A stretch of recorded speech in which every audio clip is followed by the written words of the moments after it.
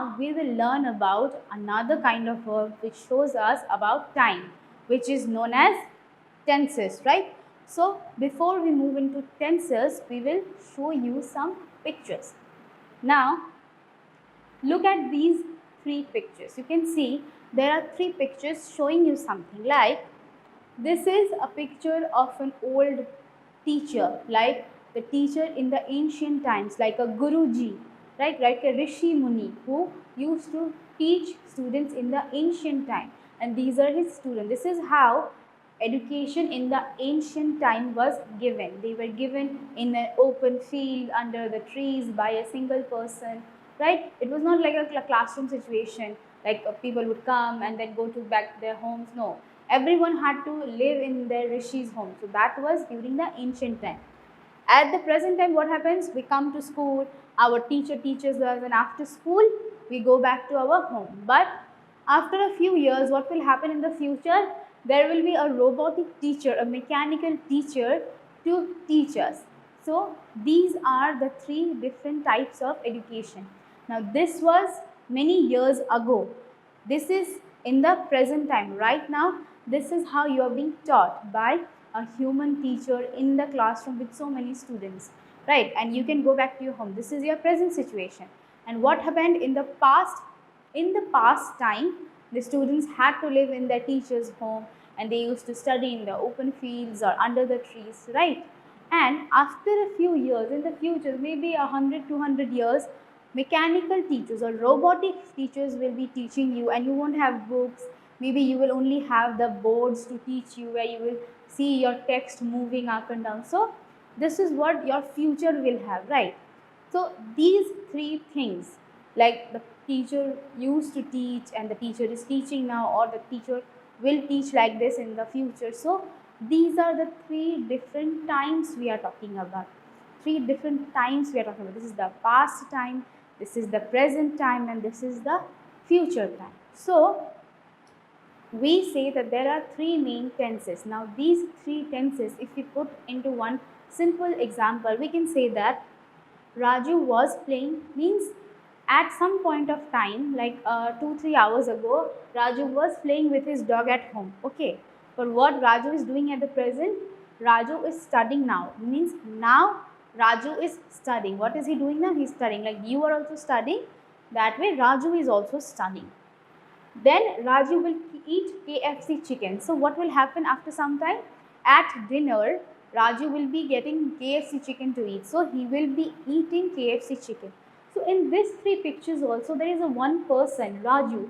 And this person was playing in the afternoon, and then in the evening he is sitting down to study, which is, we are talking about the present time. And then at night he will be eating KFC chicken. So we are talking about three different times. One is at present, one before present time, and one after present time. So the time before the present time is known as past tense, the present time is known as present tense, and the time after the present time, which has not arrived yet, which has not been started yet, that time is known as future tense. Okay.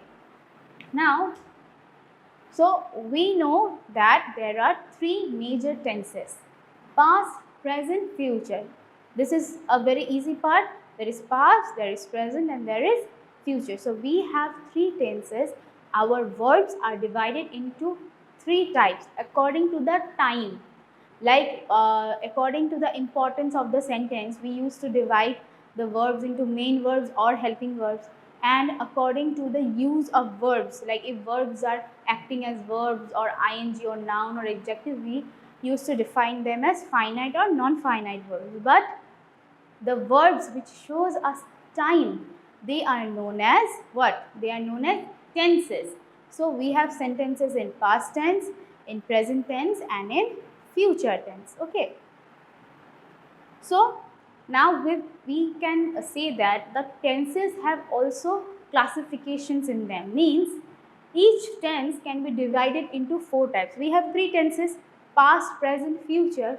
Now these three tenses can also be divided into these four categories. First is simple tense or indefinite tense, and the second is continuous tense. Now these two tenses Simple, indefinite or continuous are known as basic tenses because this is what we generally use, okay, in our day-to-day life.